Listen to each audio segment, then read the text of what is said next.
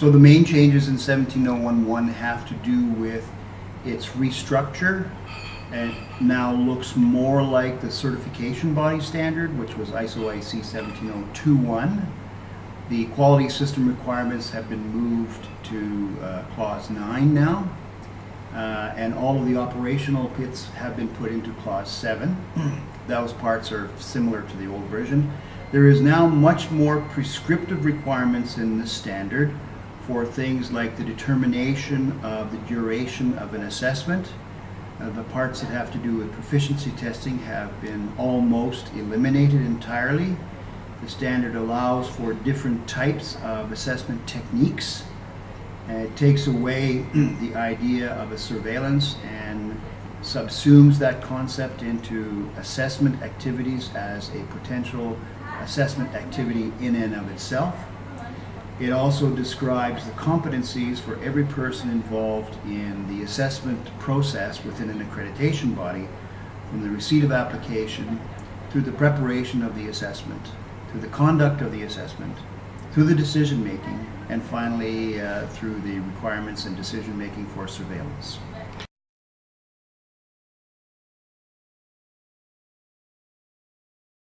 The original resolution from ILAC in Delhi this past year indicated that it would be a 3-year transition period from the date of publication.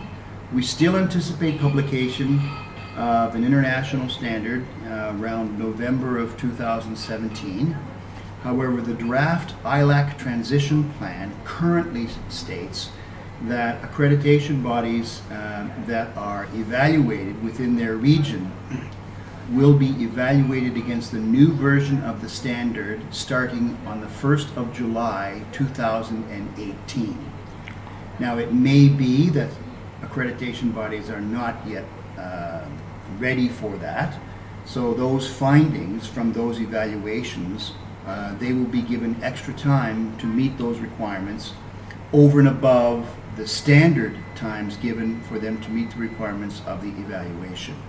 Up until July 2018, accreditation bodies have the choice of using the 2004 version of 17011 or the 2017 version. After the 1st of July 2018, only the 2017 version of 17011 will be used by evaluation teams around the world.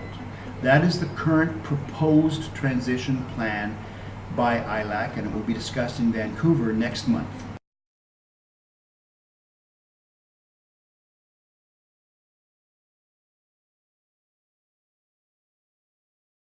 So the difficulty with many of the European accreditation bodies was that clause 715.2 of the 2004 version of the standard allowed an accreditation body to also manage, run, and deliver proficiency testing, and this has now changed. Both the requirement for proficiency testing as a consideration for the decision-making process for CABs and the ability of accreditation bodies to deliver proficiency testing has been removed from the standard. And the reason for that is that there is a fear that accreditation bodies delivering proficiency testing program are not only participating in conformity assessment activities which they may accredit, but even if they do not, they are now participating in conformity assessment activities and are not acting as an accreditation body. That is on top of the consideration that an accreditation body that is in fact accrediting proficiency testing and is acting as a proficiency testing provider is competing with their own clients. Now, the other side of the problem with that is that developing economies do not have proficiency testing providers inside their national borders, and it is extremely expensive for them to acquire proficiency testing samples for their CABs that need it, primarily clinical laboratories, testing laboratories, and calibration laboratories. It has been the hope of many that that could be allowed to continue, but it has not. What they will be faced to do now is try and establish some sort of program that meets their own national requirements that's not being delivered by them. I can tell you that the Asia Pacific region has recently agreed to continue the delivery of proficiency testing as a region to member bodies, and it is hoped that this will allow accreditation bodies in developing economies to make use of such PT, which is provided free of charge, to allow them to monitor the performance of their own cabs for the small number of cabs that will participate in it. It is clear that proficiency testing can no longer be delivered by an accreditation body. We now have to find innovative solutions to allow accreditation bodies in developing economies to continue to monitor the performance of their labs in ways which are not done by themselves. So they may be allowed to arrange for proficiency testing, but they're going to have to convince a technically competent body to do that, whether it's done for on their behalf or paid for by the participant laboratories to the one that's doing the work, the organizing laboratory. It's not certain yet. Many of us believe it should still be there, but the standard no longer allows it.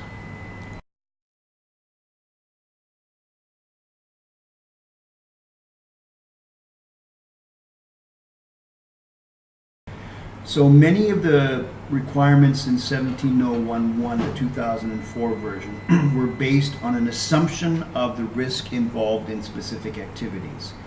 That has now changed because the people who write the risk management standard in the ISO are its progenitors, and they're the experts to do that.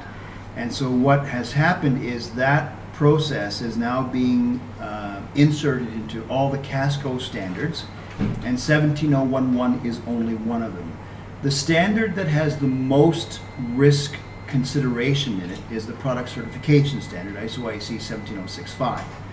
But 17011 now pushes risk management out to accreditation bodies to make use of it, so that they can determine things like the frequency of visits, the type of visits, the training required for staff and for cabs, and that sort of thing. So no decision made by an accreditation body today will be done without considering the risk associated with the activity.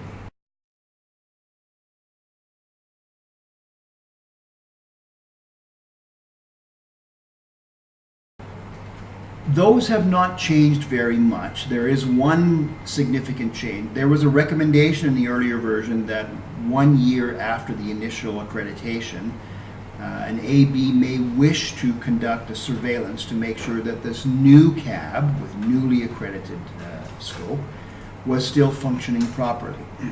But the maximum accreditation cycle has not changed. It's still 5 years.